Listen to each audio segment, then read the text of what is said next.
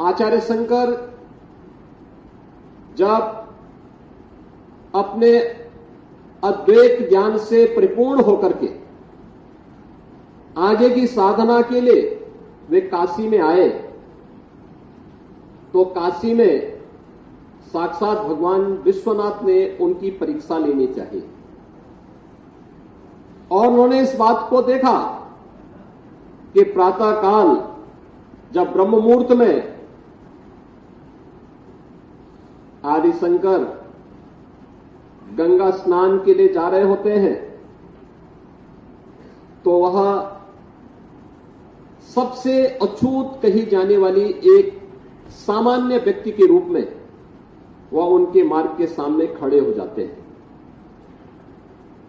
तो स्वाभाविक रूप से आदिशंकर के मुंह से निकलता है, हटो, मेरे मार्ग से हटो।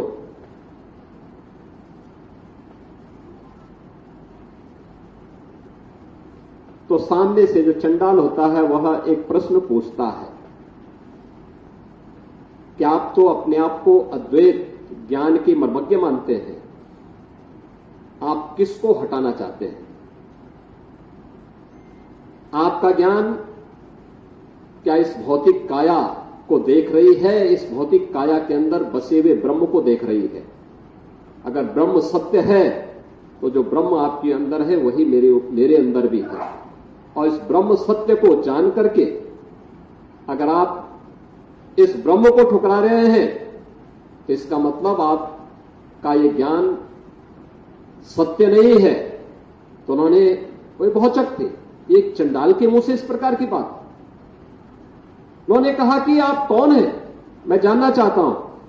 उन्होंने कहा कि जिस ज्ञान व्यापी की साधना के लिए, दुर्भाग्य से वो ज्ञान व्यापी आज लोग उसको दूसरे शब्दों में मस्जिद कहते हैं, लेकिन वो ज्ञान व्यापी साक्षात विश्वनाथ ही है। जिस ज्ञान व्यापी की उपासना के लिए आप केरल से चल करके यहां आए हैं, मैं उसका साक्षात स्वरूप विश्वनाथ हूं।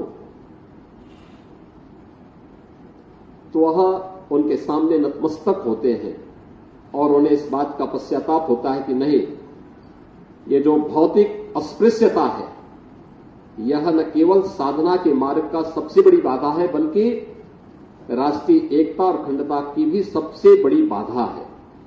और इस बड़ी बाधा को अगर हमारे समाज ने समझा होता तो देश कभी गुलाम नहीं होता।